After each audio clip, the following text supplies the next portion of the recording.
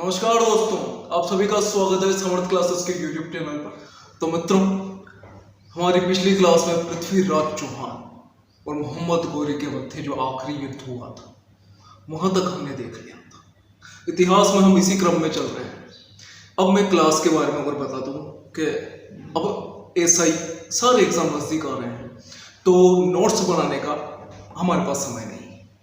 मैं ऐसा करने वाला हूं कि आपको डिटेल समझा दूंगा, पूरी डिटेल समझा दूंगा और उसके साथ में क्वेश्चन उस टॉपिक से जुड़े हुए जो क्वेश्चन हैं वो करवा दूंगा, ताकि आपकी तैयारी बिल्कुल बेहतर होती जाए। आपको मतलब यहाँ पढ़ लिया फिर पढ़ने की जरूरत ही नहीं है। एक बार अगर दोबारा देखना हो तो एक बार वीडियो और देख लो, जिसमें मामला खत्म।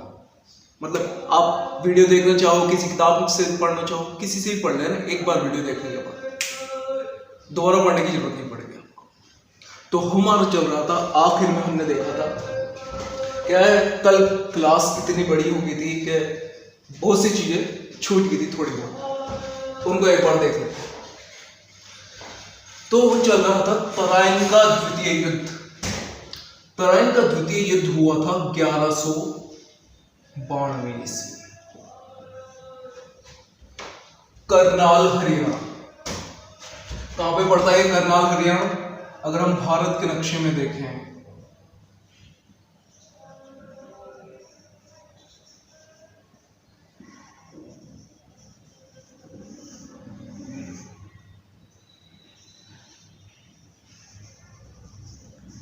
अब हम भारत के नक्शे में देखें तो हमने पहले भी देखा था, ये रहा राजस्थान, ये रहा अजमेर और ये रहा दिल्ली,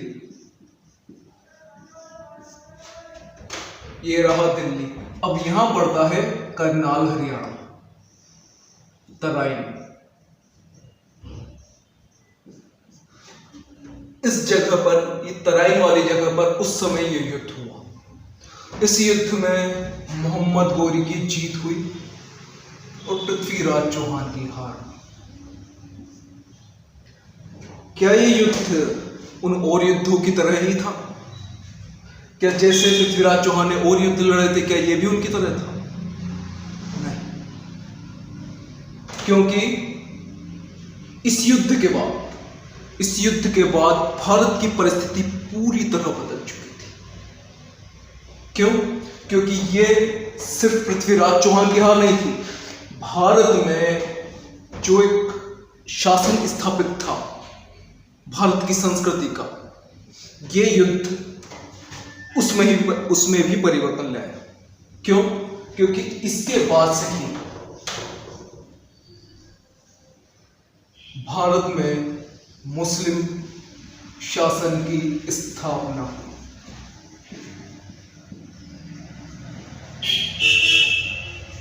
और वो किसने की? मोहम्मद गौरी। पहले भी बाहर के शासक थे जो यहां पर आ जाते थे, लेकिन वो ज्यादा समय तक टिक नहीं पाते थे। लेकिन इसके बाद से लगातार 800 सालों तक इन्हीं का शासन रहा, मुस्लिम शासन। इसलिए इस युद्ध को एक परिवर्तनकारी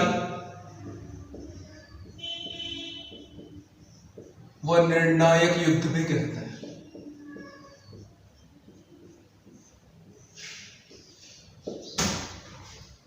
क्योंकि जो राजपूत काल था, हमने क्या देखा था शुरुआत में? 12वीं सदी तक, क्या 7वीं से 12वीं सदी तक राजपूत काल, और राजपूत काल का अंत हुआ इसी युद्ध के साथ, पृथ्वीराज चौहान की हार के साथ। पृथ्वीराज चौहान की हार क्यों हुई? कहते हैं कि पृथ्वीराज चौहान की सेना 3 लाख की थी और मोहम्मद गौरी की सेना 1,20,000 थी, फिर भी पृथ्वीराज चौहान की हार। ये कुछ उसी तरह है जिस तरह पहले हमने पढ़ा था खानवा का युद्ध। खानवा के युद्ध में भी क्या हुआ था? सेना बहुत सारी थी, सारे राजे इकट्ठे थे। चलो यहाँ पृथ्वीराज चौहान अकेला था, लेकिन वहां पर तो सारे राजे इकट्ठे थे ना। लेकिन यहां पर क्या हुआ? मोहम्मद गौरी की रणनीति, मोहम्मद गौरी युद्ध के लिए जितना तैयार था, पृथ्वीराज चौहान युद्ध के लिए उस हद तक जितना कि पहले युद्ध में था पृथ्वीराज चौहान तैयार नहीं था। दूसरा, जब ये सुबह नित्य कर्मों में बिजी थे, मतलब युद्ध के लिए तैयार ही नहीं थे, रात भर जश्न मनाया था, सुबह कहा था कि संधि होने वाली है, कोई दिक्कत नहीं है, तो मोहम्मद गोरी ने अचानक आक्रमण कर दिया तो सेना संभाल नहीं पाई। दूसरा, विश्वासघात करने वाले जयचंद, अब जयचंद ने मोहम्मद गोरी का साथ दिया। एक तरीके से कहें तो मोहम्मद गोरी को बुलाने का काम जयचंद ने ही किया। जयचंद के सैनिकों ने अपने ही राजपूत सैनिकों को मारा। क्यों? ताकि पृथ्वीराज चौहान आ जाए। और फिर क्या हुआ था जयचंद के साथ? तो जयचंद को मोहम्मद गोरी ने चंदावर के युद्ध में, क्या है इन शासकों में देखना, अभी मैं आगे बताऊंगा, ये जो मोहम्मद गोरी ये पहले यूज ले लेते हैं, फिर कहते हैं कि भाई तू उसके साथ नहीं रहा, तू अपने लोगों के साथ नहीं रहा, तो हमारा क्या साथ देगा, हम तो दूसरे हैं, विदेशी हैं। तो इसने चंदावर के युद्ध में जयचंद को हराकर उसकी गर्दन टकवा दी थी किले के बाहर, और ऐसे के साथ ऐसा ही होना चाहिए। अब क्या था, मोहम्मद गोरी शासन स्थापित कर दिया 1192 ईस्वी। इन युद्धों के बारे में हमको 3 किताबों से पता चलता है, पृथ्वीराज रासो, ताज उल मासिर, तबकाते नासिरी। अब देखो पृथ्वीराज रासो हमको याद है किसने, चंद्र बड़दाई।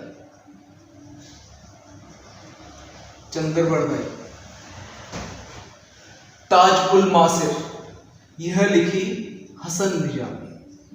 अब ये हसन निजामी जो थे ना, ये सूफी संत थे, लेकिन ये पता है किस समय थे, 1857 की क्रांति के समय थे। तो इन्होंने 1857 की क्रांति पर भी लिखी है किताब।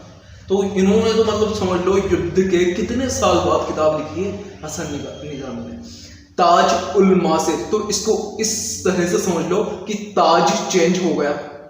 जो ताज किसी राजपूत, किसी हिंदू शासक के था, वो अब मुस्लिम शासक के ऊपर आ गया। और यह हमको किस किताब से पता चलता है, ताज उल मासिर, इस किताब से पता चलता है। अब बात करें तबकाते नासिरी, तो ये तबकाते नासिरी लिखी थी मिनहाज उस सिराज।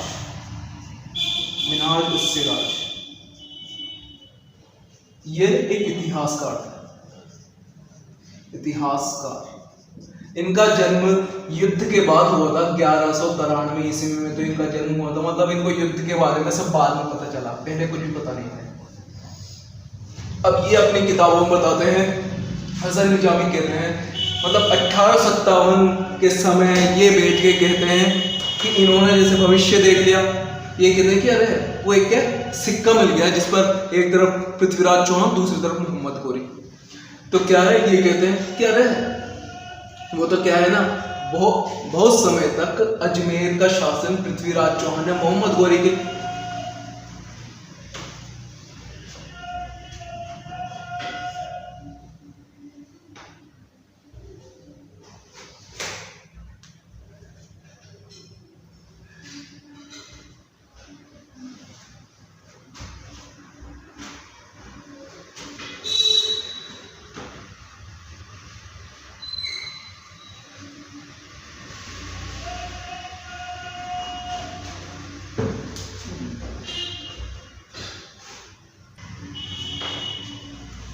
अब हसन निजामी क्या कहते हैं, हसन निजामी कहते हैं सबसे पहले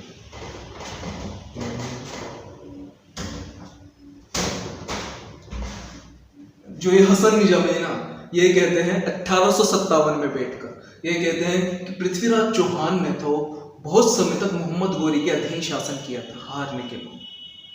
क्यों? बस ये इस आधार पर कहते हैं क्योंकि एक सिक्के पर एक तरफ मोहम्मद गोरी का नाम था, दूसरी तरफ पृथ्वीराज चौहान का नाम था। लेकिन इनको ये नहीं पता ये सिक्के मोहम्मद गोरी ने उस समय ढलवाए थे जब, अब हम पढ़ेंगे कि पृथ्वीराज चौहान के बेटे गोविंद राज को जब गद्दी पर बिठा दिया था ना, तो पृथ्वीराज चौहान के सिक्के थे, उन पर ये दिखाने के लिए कि गोविंद राज हमारा अधीन है, वो सिक्के मोहम्मद गोरी ने चलवाए। अब बात करें मिन्हाजुस्सिराज, तो मिन्हाजुस्सिराज ये कब पैदा हुए थे? युद्ध के बाद। तो युद्ध के बारे में ये भी इतना ज्यादा नहीं जानते। चंद्रबरदाई के बारे में हम जानते हैं। चंद्रबरदाई ने क्या बताया था? 4 मास 24 गज अंगुल अष्ट प्रमाण था, ऊपर सुल्तान है मक्चू के चो। हमने ये भी देखा था कि जो छतरी है गजनी, वो गजनी में छतरी इस बात का निर्धारण करती है कि पृथ्वीराज चौहान को यहाँ से गजनी ले जाया गया होगा। वहां पर ऐसा कुछ हुआ जिसके कारण पृथ्वीराज चौहान को वहां गड़वा कर उस पर पत्थर जलवा दी गई। थोड़ी बहुत कहानियां मैच करो ना तो उनसे हमको पूरी सही कहानी पता चल जाती। लेकिन अब जो कुछ भी हो, इस युद्ध में पृथ्वीराज चौहान की हार हुई और मुस्लिम सत्ता स्थापित हो गई थी। अब क्या है ये पता है क्यों होता है? आप एक काम करो, एक जना गंदगी करेगा और दूसरा जना सफाई करेगा, कौन थकेगा सबसे पहले? किसका हौसला सबसे ज्यादा होगा? गंदगी करने वाले का। तो जिसको बुरा काम करना हो ना, उसके हौसले बहुत बुलंद रहते हैं। ये क्यों? क्योंकि ये कलयुग है। कलयुग में बुराई सर पर रहती है। तो ये उसी का कारण बता सकते हैं। क्या सफाई करने वाला थक जाएगा जल्दी, लेकिन ये गंदगी करने वाला कभी नहीं थकता। तो अब आगे चले। तराइन, एक और बात थी, तराइन के प्रथम युद्ध में काजी जियाउद्दीन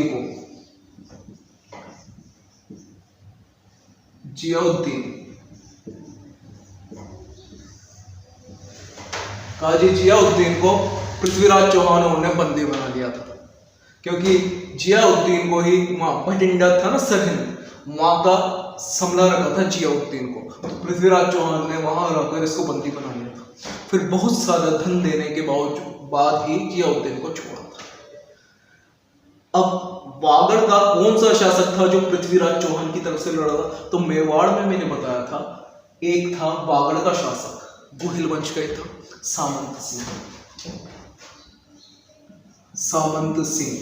इस सामंत सिंह को नाडोल के शासक कीर्तिपाल ने हराया था। तो मेवाड़ से नीचे चले गए थे वागड़ में अपने शासन की स्थापना की थी इन्होंने। ये पृथ्वीराज चौहान के बहनोई लगते थे, क्योंकि पृथ्वीराज चौहान की बहन पृथा से इनका विवाह हुआ था। अब इनका क्या हुआ? इस युद्ध में ये वीर गति को प्राप्त हुए थे।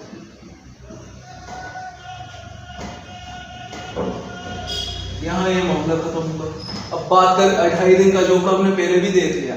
तो अब इस युद्ध के बाद ही कुतुबुद्दीन ऐबक ने इस 2.5 दिन के जो ये था सरस्वती संस्कृत विद्यालय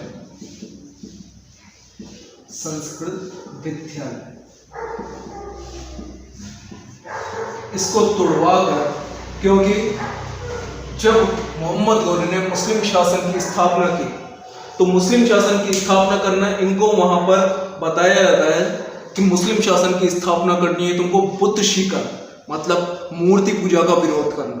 तो जितने मंदिर थे उनको तोड़ना शुरू कर दिया। जो इमारतें बनी थी उनको तोड़ना शुरू कर दिया। जैसे ये सरस्वती कंजावरण विश्वविद्यालय, इसको तोड़कर इन्होंने क्या बना दिया? 2.5 दिन का झोपड़ा, राजस्थान की पहली मस्जिद। क्या बनी? राजस्थान की पहली मस्जिद। इस समय बनी। ये कब हुआ था? अभी ये कब हुआ है ये बताऊंगा। 1194 ईस्वी में हुआ था, लेकिन कैसे हुआ था अभी बताऊंगा। अब इसको जो 2.5 दिन का झोपड़ा है ना, तो यहाँ 16 खंबे हैं। 16 खंबे। ये 16 खंबे होने के कारण इसको 16 खंबों का महल भी कहते हैं। 16 खंबों का महल भी कहते हैं।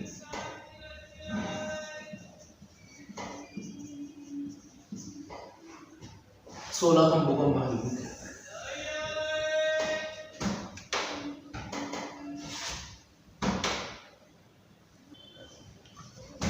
अब और बातों पे बात करें तो एक और बात रही, मैंने लिखवा दी थी, फिर भी एक बार लिखवा देते हैं, देख लेते हैं। दरबारी विद्वान।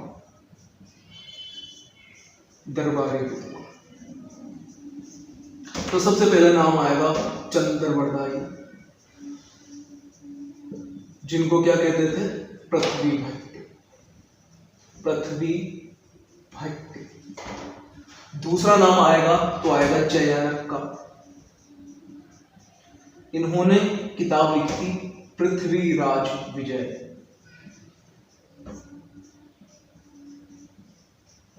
कौन सी? पृथ्वीराज विजय। अब और कौन कौन है इसके अलावा? वागीश्वर। वागेश्वरी किसको कहते थे याद है? वागेश्वरी रमाबाई, महाराणा कुंभा की पुत्री रमाबाई, ये संगीत में निपुण थी, इसलिए इसको वागेश्वरी कहते हैं। वागेश्वर, जनार्दन और विश्वरूप। विश्वरूप विश्व विजेता, तो नाम थोड़ा मिलता है। विश्व विजेता कौन था? पृथ्वीराज चौहान, दल पोंगल, इस कारण से। तो ये कुछ बातें रह गई थी जो मैंने लिखा दी है पृथ्वीराज चौहान के बारे में। तो पृथ्वीराज चौहान के शासन का अंत हुआ। अब ये सोचने वाली बात है कि अब मुस्लिम शासन की स्थापना भारत में हुई, उसके बाद भारत में क्या क्या हुआ, राजस्थान में क्या क्या हुआ, अब उसी पे चर्चा करेंगे कि मोहम्मद गोरी शासक बन गया, फिर अजमेर, पृथ्वीराज चौहान के परिवार का क्या हुआ, पृथ्वीराज चौहान के वंशजों का क्या हुआ।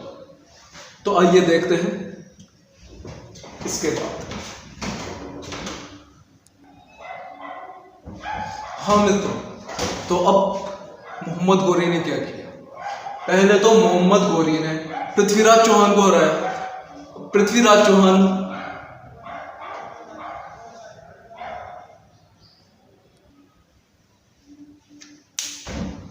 हाँ तो मित्रों शुरू करते हैं। अब हम हमारा मामला क्या है? अब शुरू होंगे रणथंभौर के चौहान। तो रणथंभौर के चौहान कहां से आए, कैसे आए, इसको जानते हैं। मोहम्मद गोरी था। मोहम्मद गोरी तराइन के युद्ध में जीता। उसके बाद सारे शासक सोच रहे थे अब तो क्या है, पृथ्वीराज चौहान जो हमारी दिक्कत थी वो तो हट गई, अब काय की दिक्कत है, मोहम्मद गोरी इसको तो देख लेंगे। लेकिन उन्हें ये पता नहीं था कि पृथ्वीराज चौहान ने ही था जिसने इस पावर को संभाल रखा था कि वो भारत की संस्कृति को बचा सके। लेकिन पृथ्वीराज चौहान के हार के साथ ही अब जयचंद हार गया, भीम चालुक्य उसको भी हरा दिया, महोबा को भी लूट के बर्बाद कर दिया। तो जितने भी शासक सोच रहे थे ना कि हमारी दिक्कत है, कि वो दिक्कत नहीं थी भाई, वो ही था जो तुम्हारी दिक्कतों की आड़ में आ रहा था। तो अब क्या किया मोहम्मद गोरी ने? फिर मोहम्मद गोरी ने उदारता दिखाने के लिए गोविंदराज को गद्दी पर बिठा दिया। गोविंदराज कौन था? पृथ्वीराज चौहान का अल्पवयस्क पुत्र, अल्पवयस्क पुत्र। और मोहम्मद गोरी चला गया गजनी। यहां का शासन संभाल रहा था कुतुबुद्दीन ऐबक। कुतुबुद्दीन ऐबक, कुतुबुद्दीन ऐबक क्या है? एक गुलाम था। गुलाम, अब गुलाम कैसे, क्या है, वहां पर ये व्यापार चलता था। गजनी, इधर जितने भी ये मुस्लिम कंट्री थी यहाँ पर चलता था। क्या करते थे ये बच्चे जो रहते थे ना, अनाथ हों या कोई बेच देता था बच्चों को, तो उन बच्चों को शिक्षा देकर, ट्रेनिंग देकर तैयार करते थे। और जो बच्चा जितना अधिक काबिल होता था उसकी उतनी ही बोली लगाई जाती थी, उतना ही महंगा बिकता था। तो ये कुतुबुद्दीन ऐबक को खरीदा था मोहम्मद गोरी एक गुलाम के रूप में। फिर ये इनकी ही गुलामी करते थे कुतुबुद्दीन ऐबक, और कुतुबुद्दीन ऐबक ने यहाँ का शासन संभाला।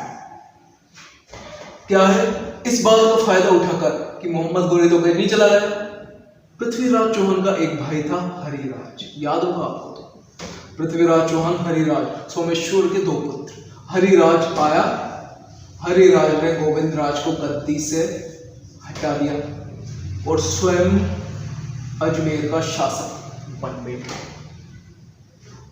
तो गोविंदराज, ये गोविंदराज गए कुतुबुद्दीन ऐबक के पास। कुतुबुद्दीन ऐबक से कहा कि देखो मेरे को तो मोहम्मद गोरी ने बिठाया था, मेरे चाचा ने मेरे को गद्दी से हटा दिया। तो मोहम्मद गोरी को तो भाई मौका मिल गया, तो मोहम्मद गोरी आया और मोहम्मद गोरी ने पूरे अजमेर पर खुद ने अधिकार कर लिया। हरिराज को यहां से बाहर खदेड़ दिया। तो हरिराज ने दुखी होकर आत्महत्या कर ली। तो हरिराज ने तो आत्महत्या कर ली। कुतुबुद्दीन ऐबक को लेने कौन गया था? गोविंदराज। ये बात है, इस बात को 2 साल बीत जाएंगे। 1194 ईस्वी में पहुंच गए वहां। तो 1194 ईस्वी की घटना है सब। अब बात आई, कुतुबुद्दीन ऐबक ने क्या करा? अजमेर पर अधिकार कर लिया। और इसी समय जो वो तोड़फोड़ करना, मंदिरों को तोड़ना वगैरह, वो सब काम करना, तो वो इसी समय हुआ जब कुतुबुद्दीन ऐबक ने अजमेर पर अधिकार किया। फिर वो अजाहिदीन का झोपड़ा बनाया वगैरह, वो सब बात। अजाहिदीन के झोपड़े को कर्नल जेम्स टोड ने क्या कहा? हिंदू शिल्प कला का प्राचीनतम पूर्ण परिष्कृत नमूना।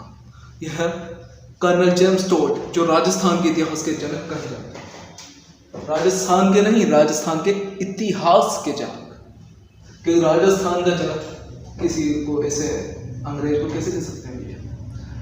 तो अब गोविंदराज ने कि भाई तूने तो अधिकार कर लिया, मेरे को क्या मिला? तो फिर गोविंदराज को भेजा गया रणथंभौर।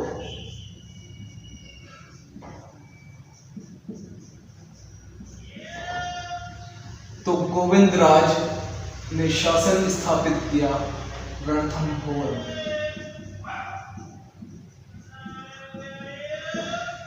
रणथंभौर, रणथंभौर मतलब रण की घाटी। क्या है? रण की घाटी। और इसका निर्माण करवाया था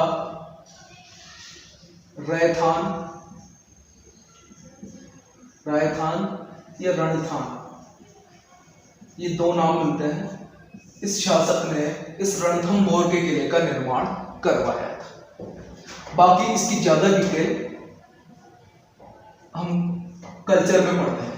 अब रणथंभौर के किले के बारे में बता दें तो इस दुर्ग के बारे में कहा गया है, अबुल फजल कहता है कि भाई बख्तरबंद है ना पूरी तरह से पैक, तो यही दुर्ग है, बाकी सब तो नंगे है। यही दुर्ग है जो बख्तरबंद है, क्योंकि इसको जीतना मतलब यूं समझ लीजिए, इसको तोड़कर मतलब इसकी जो प्रहरी है, जिस तरह से इसके मोर्चाबंदी की गई है, उसको तोड़कर कोई भी शासक इस पर अधिकार ही नहीं कर सकता। रणथंभौर के किले।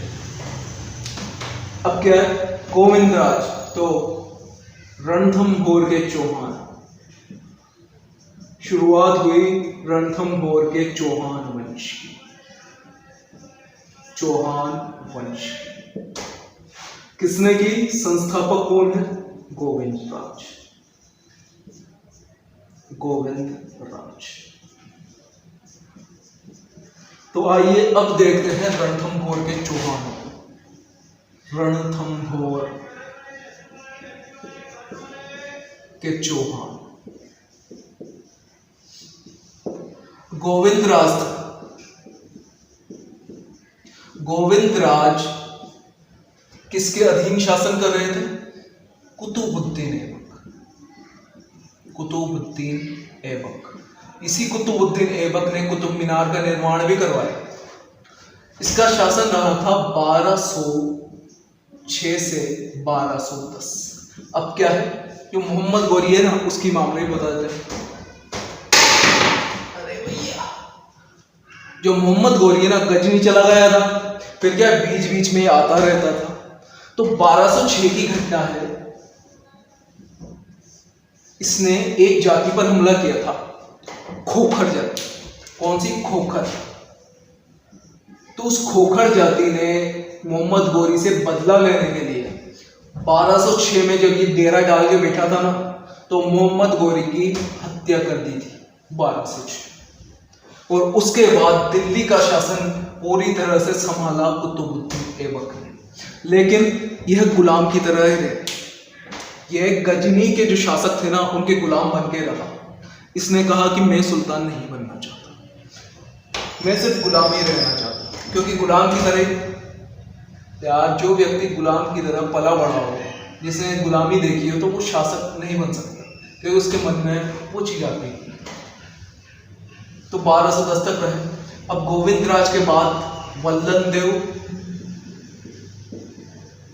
या वल्हण, वल्हण वल्हण या वाल्हण, ये नाम है। ये भी कुछ समय तक कुतुबुद्दीन ऐबक के अधीन रहे, लेकिन कुतुबुद्दीन ऐबक के बाद कुतुबुद्दीन ऐबक का दामाद इल्तुतमिश शासक बन गए। कौन शासक बना भैया? इल्तुतमिश। कौन था? दामाद। लेकिन ये अपने आप को सुल्तान बना लिया था इसने। कुतुबुद्दीन ऐबक ने भले ही ना बनाया, लेकिन ये भी एक गुलाम था, लेकिन इसने खुद को सुल्तान बना लिया। अब जब इसका शासन 1211 से 1236 ईस्वी तक। अब यहां पर समझो, थोड़ी सी मैं इंडियन हिस्ट्री भी ले रहा हूं। कुतुबुद्दीन ऐबक के बाद एक शासक रहा था आराम शाह, लेकिन वो आराम शाह में काबिलियत थी नहीं, तो वो 6 महीने टिका था बस। इसीलिए 1210 के बाद मैंने लिखा 1211। 1211 में उसको हटाकर इल्तुतमिश बने शासक। तो इल्तुतमिश जैसे शासक बने ना, तो वल्हण देवों ने इल्तुतमिश की अवज्ञा करना शुरू कर दिया। इल्तुतमिश की कोई बात नहीं मानते थे, तो इल्तुतमिश को आ गया गुस्सा। इल्तुतमिश ने 1226 में आक्रमण कर दिया रणथंभौर के किले पर।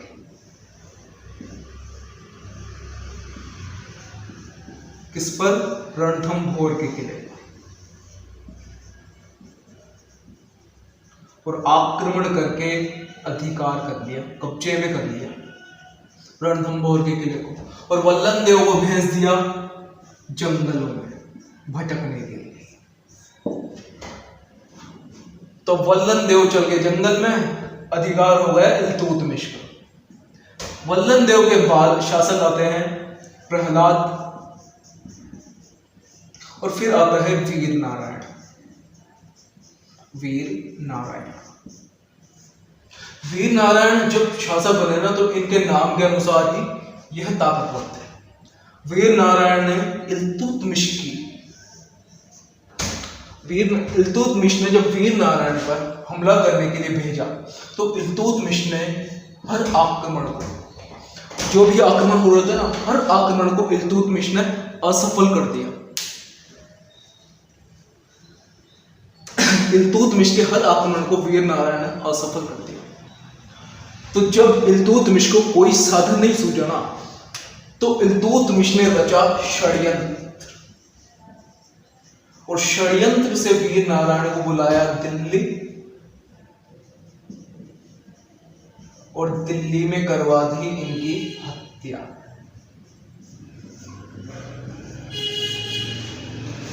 इस तरह इल्तुतमिश ने रणथंभौर पर अधिकार कर लिया। लेकिन 1236 ईस्वी में इसकी मृत्यु हो गई। तो जैसे ही इल्तुतमिश मरा, तो देखो ध्यान से, गोविंदराज शासन कर रहे थे कुतुबुद्दीन ऐबक के समय में। वल्लन देव गोविंदराज के पुत्र शासक बने। इल्तुतमिश जैसे ही शासक बना कुतुबुद्दीन ऐबक के बाद, तो इन्होंने इसकी बात मानना मना कर दिया। तो इल्तुतमिश ने आक्रमण कर दिया 1226 में रणथंभौर के किले पर, और अधिकार कर लिया भैया रणथंभौर के किले। वल्लन देव को भागना पड़ा जंगल में। तो वल्लन देव के बाद 2 शासक आए, प्रहलाद और वीर नारायण। वीर नारायण ने बड़ी बहादुरी से इल्तुतमिश का हर आक्रमण विफल कर दिया। तो उसने षड्यंत्र रचा और बुला लिया इनको दिल्ली, और दिल्ली में इनकी कर दी हत्या। और हत्या करने के बाद 1236 ईस्वी में ही इल्तुतमिश की होगी मृत्यु। और अब शासक बने वाघभट्ट।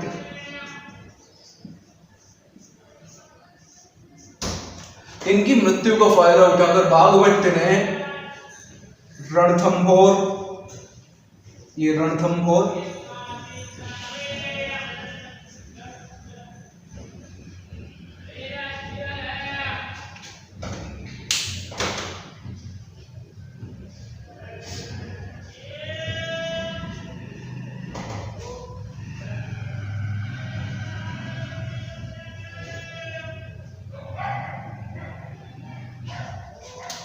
क्या किया, रणथंभौर और उसके आसपास का जो भी क्षेत्र था ना, उस पूरे क्षेत्र पर बाघभट्ट ने अधिकार कर लिया। अब इसके बाद शासक बना रुकनुद्दीन शासक बना, लेकिन ज्यादा समय तक रहा नहीं, इसकी मृत्यु हो गई। तो फिर रही रजिया सुल्तान।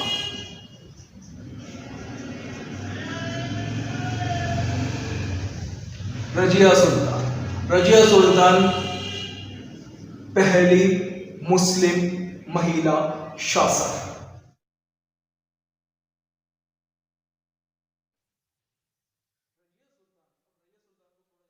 रजिया सुल्तान के लिए कहा जाता है कि यह एक कुशल शासक थी, पहली मुस्लिम महिला शासक, लेकिन एक कुशल शासक थी, गुलाम वंश।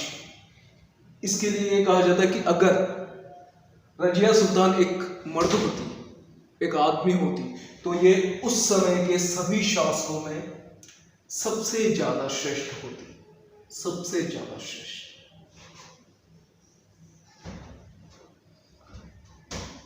तो अब रजिया सुल्तान ने जब यह देखा कि यार इसने तो अधिकार कर लिया, तो इसने भेजा एक को कुतुबुद्दीन हसन।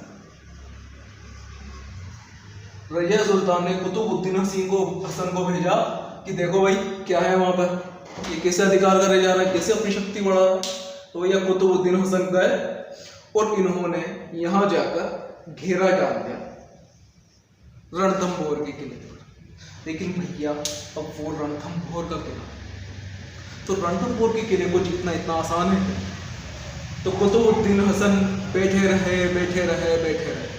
लेकिन कोई परिणाम ही नहीं निकला।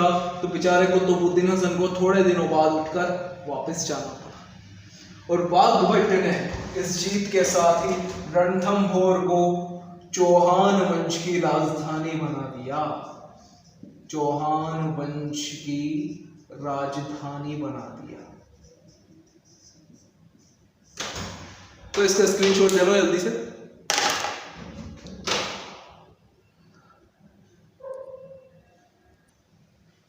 तो आइए मित्रों कुछ प्रश्नों को हल कर लेते हैं। तो देखो पहला प्रश्न, रणथंभौर के चौहान वंश का संस्थापक कौन है? गोविंदराज। किसके अधीन रहकर इन्होंने शासन किया? कुतुबुद्दीन ऐबक।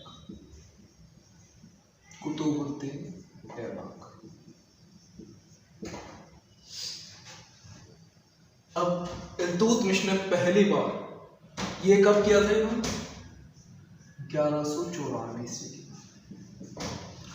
इल्तुतमिश ने पहली बार रणथंभौर के किले पर कब व किसके शासनकाल में आक्रमण किया? तो किसके शासनकाल में? वल्लन देव, जिन्होंने इसकी बात मानना बंद कर दिया, उन्हीं वल्लन देव या वल्लन के समय 1226 ईस्वी का समय था, 1226 ईस्वी। और इसी के 10 साल बाद 1236 में मृत्यु हो गई थी इल्तुतमिश की। इल्तुतमिश ने 2 कैसे किसकी हत्या करवाई थी? वो शासक थे वीर नारायण। वल्लन देव के बाद प्रहलाद, फिर कौन आए थे? वीर नारायण। रजिया सुल्तान किसे बाघभट्ट पर आक्रमण करने के लिए भेजा? बाघभट्ट। अब वीर नारायण के बाद कौन थे? बाघभट्ट। तो इन्होंने क्या करा था? रणथंभौर और उसके आसपास के पूरे क्षेत्र पर अधिकार कर लिया और रणथंभौर को अपनी राजधानी बनाया। तो रजिया सुल्तान ने किसको भेजा था? बेचारा हसन था ना, हसन हंसता था, लेकिन यहाँ आगे उदास हो गया था। हसन, कौन सा हसन? कुतुबुद्दीन हसन, कुतुबुद्दीन हसन। यह बेचारा बेचारा, लेकिन बैठे बैठे बोर हो गया, इससे कुछ काम ही नहीं हुआ, तो बेचारे को उठ के दोबारा जाना पड़ा।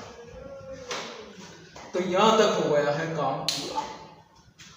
अब हम पढ़ने वाले हैं, अब हम जानने वाले हैं ऐसे शासक के बारे में, वो शासक जिसने अपनी ज़ुबान के लिए, अपने वचन के लिए, अपने वचन के लिए ऐसी हट पाली कि वो हठी के नाम से ही जाने लगे।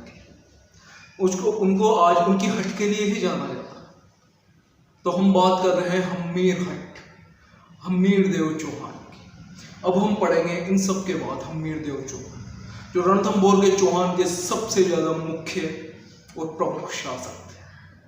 तो ठीक है, इसका स्क्रीनशॉट लो। अब हम पढ़ने वाले हैं हम्मीर देव चौहान के। हाँ तो दोस्तों, अब क्या हुआ? हाँ तो दोस्तों, रणथंभौर को राजधानी बना लिया था चौहान वंश। अब क्या हुआ? रणथंभौर के वाघभट्ट के बाद अगले शासक बने जयद्र सिंह या जयसिम्हा पर जो नासिरुद्दीन महमूद, उसी गुलाम वंश में आगे जाकर नासिरुद्दीन महमूद था। इस नासिरुद्दीन महमूद ने रणथंभौर पर 3 बार आक्रमण किया। कितनी बार? 3 बार। एक 1248-49, फिर दूसरी बार 1253 और 1254, और फिर तीसरी बार आक्रमण किया 1258 और 1259। लेकिन तीनों बार बेचारा असफल रहा। जयसिम्हा एक वीर शासक थे। इन्होंने अपने समय में अपने सबसे छोटे पुत्र, जयसिम्हा ने अपने सबसे छोटे पुत्र हम्मीर देव को बना दिया उत्तराधिकारी बनाया, और अपने जीवन काल में ही इन हम्मीर देव को 1282 ईस्वी में बना दिया रणथंभौर का शासक। यही हम्मीर देव हैं जो प्रसिद्ध हैं अपनी हट के लिए, अपने वचन के। इन हम्मीर देव पर बहुत सी किताबें हैं जिनसे इनके बारे में हमको पता चलता है। सबसे बात करें हम्मीर महाकाव्य। हम्मीर महाकाव्य इसको लिखा नयन चंद्र, जिसके नयन चंद्र के समान थे, उस सूरी ने। सूरी जो नाम है ना, वहां पीछे समझ लो कि ये जैन है। ठीक है। हम्मीर महाकाव्य, हम्मीर रासो, जैसे पृथ्वीराज रासो था ना, वैसे ही लिखा गया हम्मीर रासो। ये लिखा था जोधराज ने। और अगली आती है हम्मीर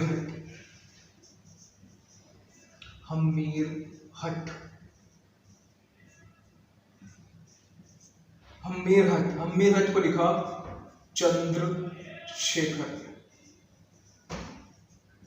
और एक और लिखी सुरजन चरित्र। ये कुछ किताबें हैं जिनसे हमें पता चलता है हम्मीर देव के बारे में।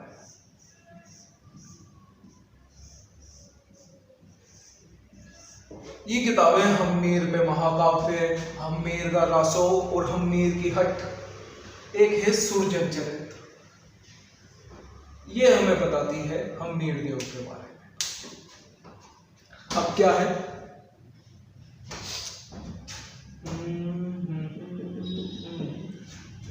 तो अब जान लेते हैं थोड़ा हम्मीर देव के बारे में। हम्मीर देव की माता थी, माता का नाम हीरा देवी।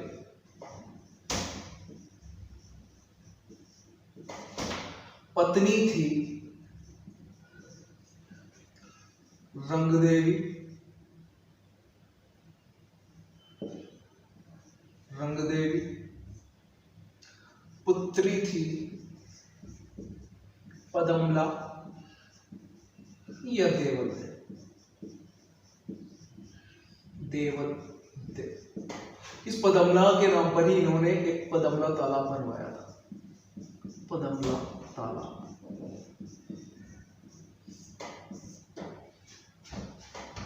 इनके गुरु थे राघव देव, राघव देव।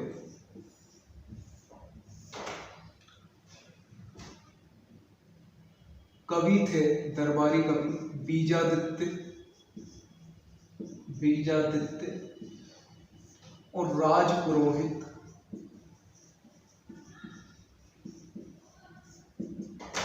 राजपुरोहित है विश्वरूप।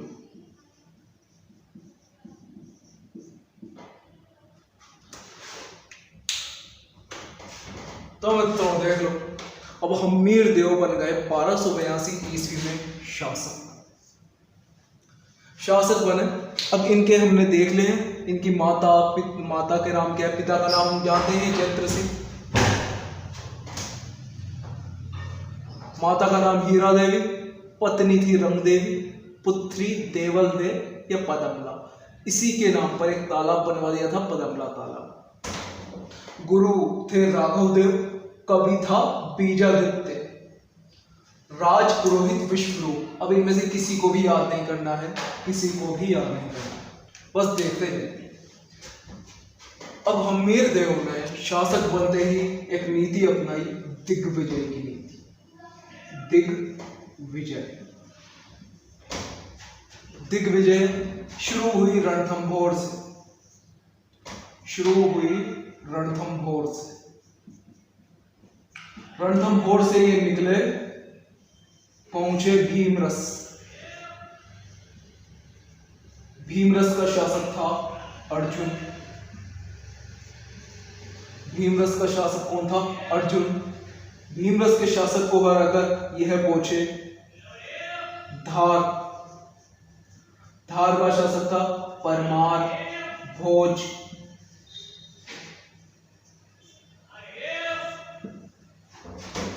भीमरस से ये पहुंचे धार। धार का गुजरात मतलब मालवा। मालवा में धार के शासक थे परमार भोज। परमार भोज को हराकर ये ऊपर पहुंचे चित्तौड़।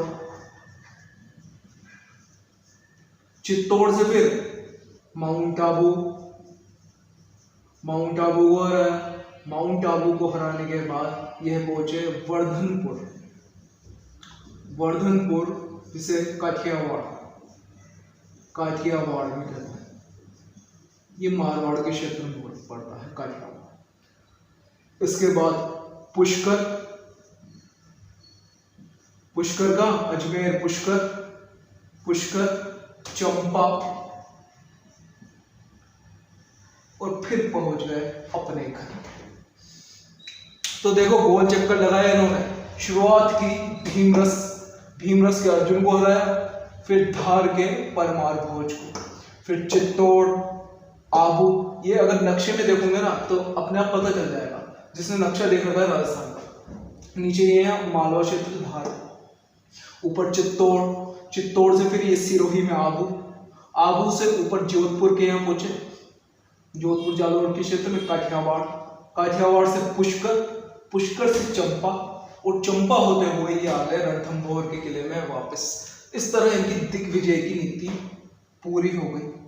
दिग्विजय की नीति पूरी हुई। इनके लिए कहा जाता है इन्होंने अपने जीवन में 17 युद्ध लड़े, और 17 युद्धों में से 16 में विजयी रहे। 16 युद्धों में ये विजयी रहे। अब इसके बाद इन्होंने काम शुरू किया आगे लौट के। अब इन्होंने शुरू करा एक यज्ञ, कोटीय जन यज्ञ। कोटीय जन यज्ञ, यह यज्ञ अश्वमेध की तरह ही होता है। अश्वमेध यज्ञ की तरह होता है। इस यज्ञ में राज पुरोहित कौन थे? विश्वरूप।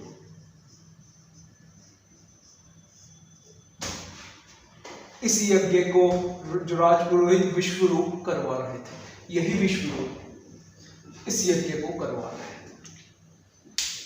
तो इतना जान लिया हम मेढ़देव शासक बनते ही दिग्विजय की नीति अपनाई और दिग्विजय में इन्होंने आसपास के सारे क्षेत्रों को जीत लिया और फिर उसके बाद करवाया कोटीय जन यज्ञ।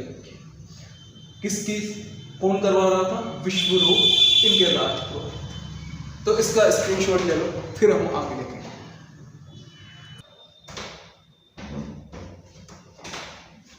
तो अब हमने देख लिया है दिग्विजय। अब उस समय की बात है, हमने देख लिया था नसीरुद्दीन ने किस पर हमला किया था? चैत्र सिंह पर।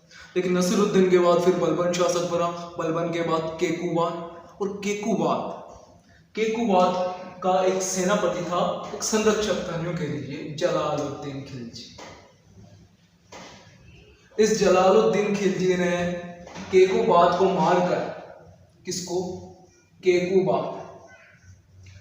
केकुबाद को मारकर स्थापना की खिलजी वंश।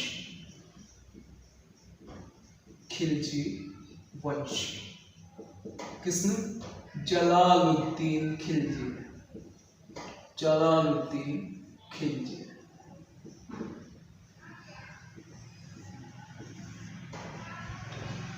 अब इस जलालुद्दीन खिलजी कब शासक बना? ये 1290 में बेचारा शासक बना। और शासक बनते इसने देखा कि एक शासक है हम्मीरदेव रणथंभौर का। ये रणथंभौर का शासक है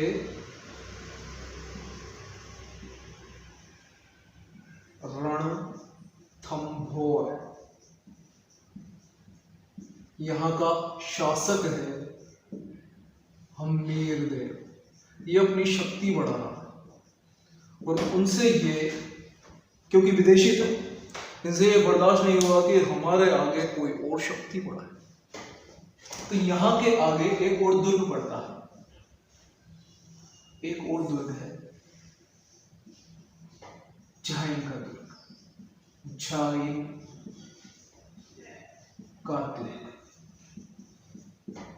ये झाइन का दुर्ग। इस दुर्ग को पता है क्या कहा जाता है? रणथंभौर की कुंजी। रणथंभौर की कुंजी।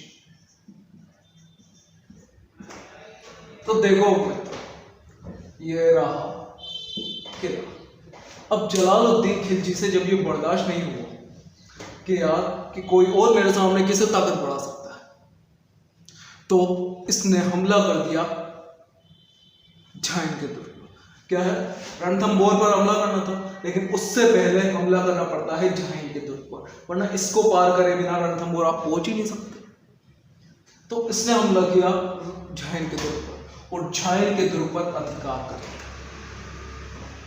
तो हम्मीरदेव ने अपनी सेना भेजी, तो दोनों सेनाओं के मध्य युद्ध हुआ यहां पर झाइन के दुर्ग।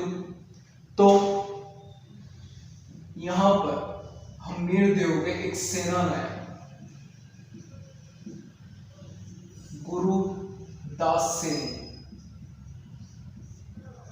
गुरुदास सेन, इनकी मृत्यु हो गई। हम्मीरदेव के बहुत खास सेना नायक थे गुरुदास सेन, इनकी मृत्यु हो गई। और जलालुद्दीन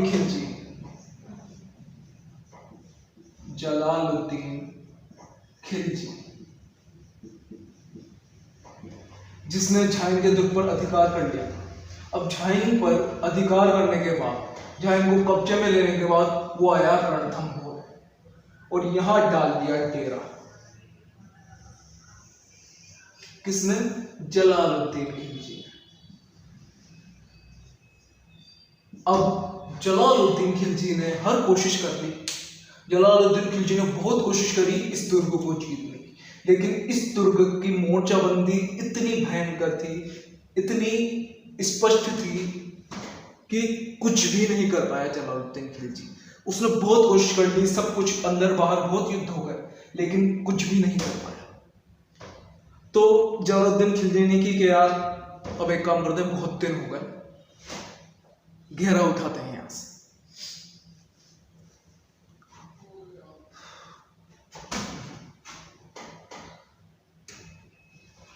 तो अब क्या हुआ मित्रों, जलालुद्दीन खिलजी ने सोचा कि अब घेरा उठा लेना चाहिए।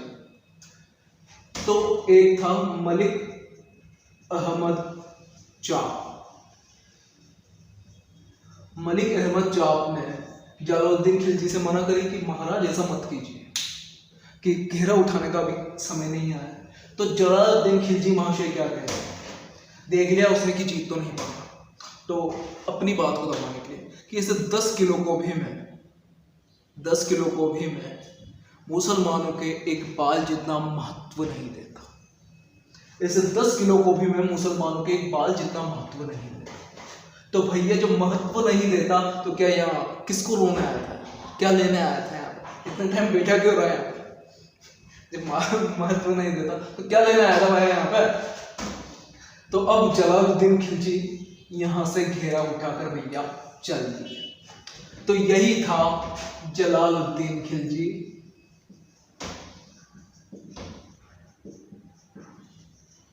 और हमीर देव के मध्य का इतना सा हुआ था। तो इस युद्ध में क्या हुआ, जलालुद्दीन खिलजी ने पहले झाइन के दौर पर अधिकार किया। तो इस युद्ध में हमीर देव के एक सेना नायक गुरुदास सिंह की मृत्यु हो गई। झाइन के दौर पर अधिकार करने के बाद वो आया रणथंभौर के किले पर, बहुत कोशिश कर ली लेकिन भैया जीत ही नहीं पाया। तो मलिक अहमद चाप ने कहा कि महाराज अभी रहने दीजिए, अभी मत उठाइए, अभी हम थोड़ा और इंतजार करते हैं।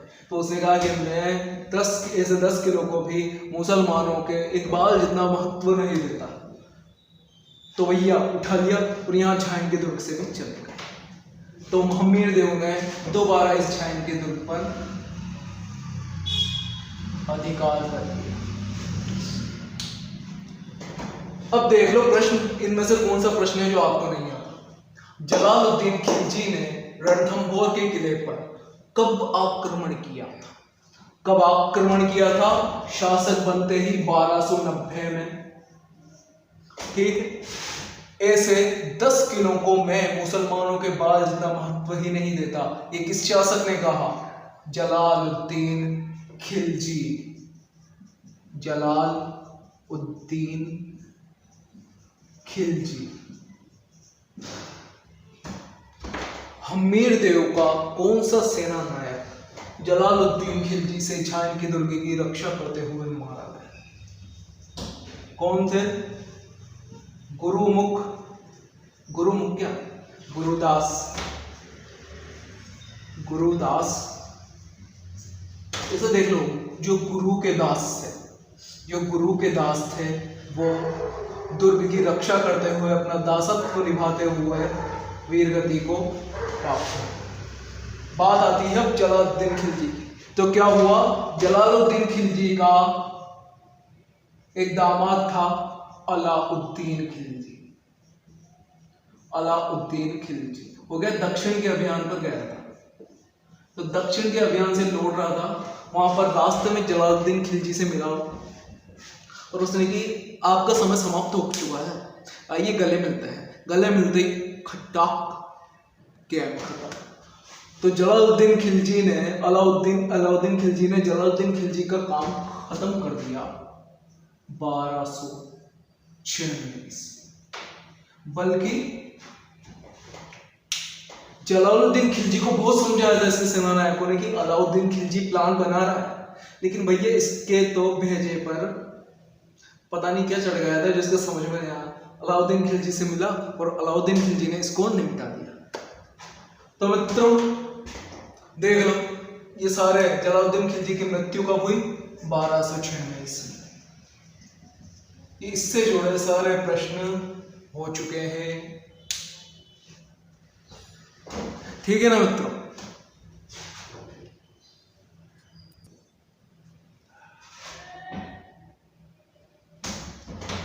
तो अब बात आती है आगे। अब हम वैसे इसको पूरा हम आज नहीं कर पाएंगे क्योंकि क्लास कुछ ज़्यादा ही लंबी हो जाएगी और अभी किसी कारण से क्लास और लंबी नहीं कर सकता हूँ। तो अब हम समझ लेते हैं मेन चीज को। अलाउद्दीन खिलजी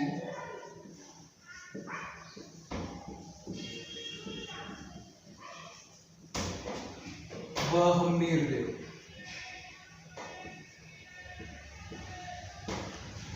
अलाउद्दीन खिलजी अब शासक बन गया था और अलाउद्दीन खिलजी की नीति थी साम्राज्यवाद।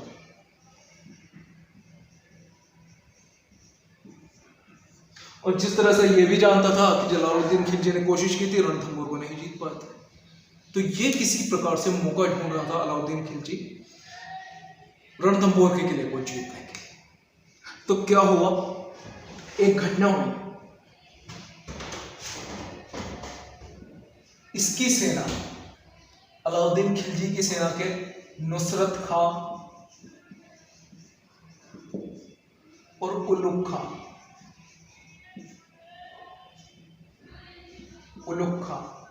इन दोनों सेनापतियों के नेतृत्व में एक सेना अभियान गया था गुजरात के लिए। कहां गया था? गुजरात के लिए। अब आपको याद हो, मेवाड़ में मैंने पढ़ाया था कि इसकी जो शाही सेना थी अलाउद्दीन खिलजी की, वो आ रही थी मेवाड़। बात है ये 1299 ईस्वी की। तो जब इनको मेवाड़ से गुजरना पड़ता था गुजरात जाने के लिए, तो यहाँ के शासक थे समर सिंह, रावल रतन सिंह, पद्मावती के पति रावल रतन सिंह के पिता थे समर सिंह। उन्होंने, समर सिंह ने इस सेना को मेवाड़ से गुजरने के लिए कहा था कि भाई पहले टैक्स दो, कर दो, वसूल दो, दंड दो, उसके बाद निकलना।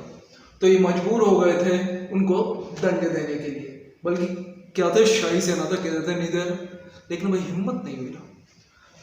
तो उनको लेकर ही गुजरात अभियान पर गए थे। अब गुजरात अभियान में इन्होंने बहुत सारा माल लूटा और लूट का माल लेकर ये वापस आ रहे थे। तो रास्ते में मंगोल शासक भी इनके साथ था, मोहम्मद शाह और केहपरू। तो मंगोल शासक थे मोहम्मद शाह और केहपरू। तो बात क्या थी, ये मोहम्मद शाह और केहपरू,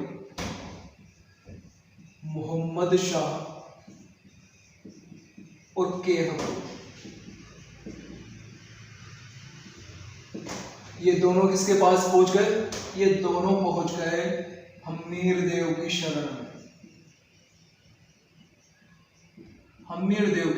पहुंच गए और हम्मीर देव ने इनको इनकी रक्षा का वचन दिया। तो बात क्या थी उसे समझो। हम्मीर महाकाव्य है ना, हम्मीर महाकाव्य में बताया कि जो मंगोल शासक थे ना, इन दोनों के बीच में यहाँ ये जब गुजरात से माल लूट के आ रहे थे तो रास्ते में विवाद हो गए। तो कुछ माल लूट कर यह चल गए हम्मीर देव की शरण। क्या? गुजरात अभियान से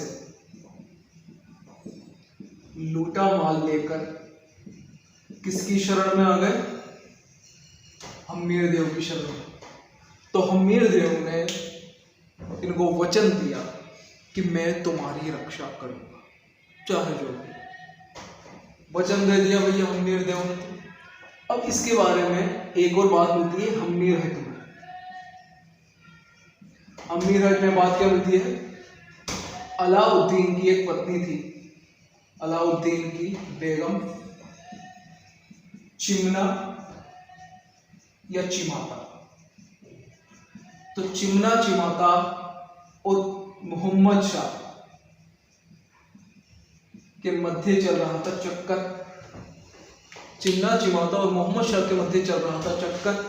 तो इस बात का पता चल गया अलाउद्दीन खिलजी को और इन दोनों ने षड्यंत्र रचकर अलाउद्दीन खिलजी को मारने का प्रयास किया। अलाउद्दीन खिलजी को मारने का प्रयास किसने? मोहम्मद शाह के हबरू और चिमना माता ने, मतलब चिमाता बेगम ने अलाउद्दीन खिलजी को मारने का षड्यंत्र किया। तो अलाउद्दीन खिलजी ने मोहम्मद शाह को बंदी बना लिया, लेकिन मोहम्मद शाह भागकर आ गया हम्मीर देव की शरण। तो भैया इतनी बात थी। अब हम्मीर देव की शरण, अब हमारी शरण में कोई आ गया, हमारा फर्ज है, हमारा धर्म है उसकी रक्षा करना, सिंपल सी बात है। तो ये दोनों जब हम्मीर देव के पास पहुंच गए तो अलाउद्दीन खिलजी को मौका मिल गया। अलाउद्दीन खिलजी ने हम्मीर देव से कहा कि इन दोनों को मेरे हवाले कर दो। तो मित्रों देखो, अगर हम्मीर देव हाँ कहते हैं तो इसका मतलब क्या है? हाँ कहते ही जब इन दोनों को उसके हवाले करेंगे तो ये अलाउद्दीन खिलजी के अधीन अपने आप हो गए, क्योंकि अलाउद्दीन खिलजी के सामने इन्होंने हार मानी। और दूसरा रास्ता है, क्योंकि इन्होंने जब अपनी शरण में कोई आए तो हमारे देश में सिखाया जाता है कि शरण में आए शरणागत की रक्षा करना हर व्यक्ति का कर्तव्य है। तो उस शरणागत की रक्षा करने के लिए इन्होंने कह दी कि भाई जो बादशाह था, दिल्ली का सुल्तान था, उससे कह दी कि ये मेरी शरण में आए हैं, मैंने इनको रक्षा का वचन दिया है जिसे मैं नहीं तोड़ सकता, सीधी सी बात है। अब तुम्हारी जो इच्छा हो वो कर दो। तो अब बात आती है कि अलाउद्दीन खिलजी क्या करता है, कैसे सेना भेजता है, क्या क्या होता है, उन सब के बारे में हम डिस्कस करेंगे कल की क्लास में। अगर आप लोगों ने चैनल सब्सक्राइब नहीं किया है तो जल्दी से चैनल को सब्सक्राइब कर लीजिए और अपने मित्रों को भी शेयर कीजिए, ताकि वो इतिहास को पढ़ना सीखें, इतिहास को जानना सीखें। इतिहास कैसे जाना जाता है, कैसे पढ़ा जाता है। तब तक के लिए फिर मित्रों धन्यवाद। जय हिंद, जय भारत। फिर मिलते हैं कल की क्लास में। आपकी तैयारी बेहतर चलती रहे, ये मेरी शुभकामनाएं हैं आपके साथ।